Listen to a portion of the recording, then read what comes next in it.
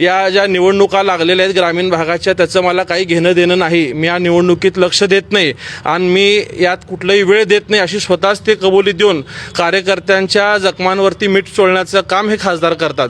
वास्तविकता त्यांच्या वडिलांनी सोलापूर महानगरपालिका असेल किंवा सोलापुरातली सत्ता राखली होती, परंतु प्रणिती शिंदेंचा ज्या ठिकाणी राजकारणात जन्म झाला त्या ठिकाणी त्यांनी तिकडची सत्ता घालवलेली आहे. सोलापूर महानगरपालिकेतले नगरसेवक कमी करणं असेल किंवा आत्ता खासदार झाल्यानंतरनं ग्रामीण भागातली सुद्धा हीच परिस्थिती प्रणिती शिंदे करून ठेवतात. एकेकाळी काँग्रेसचा बालेकिल्ला राहिलेला सोलापूर जिल्ह्यात 12 ठिकाणी स्वतःच्या पक्षाचे नगराध्यक्षही त्यांना उभा करता आलेले नाहीत. स्वतःच्या 6 तालुक्यातले नगराध्यक्षही त्यांना उभा करता आलेले नाहीत. उलट काही त्यांच्या मित्र पक्षाला उमेदवार मिळालेले आहेत, परंतु एकाही नगरपालिकेला नगर परिषदेला प्रणिती शिंदे स्वतःच्या पक्षाचा जो काँग्रेस पक्ष देशातला सगळ्यात जुना पक्ष आहे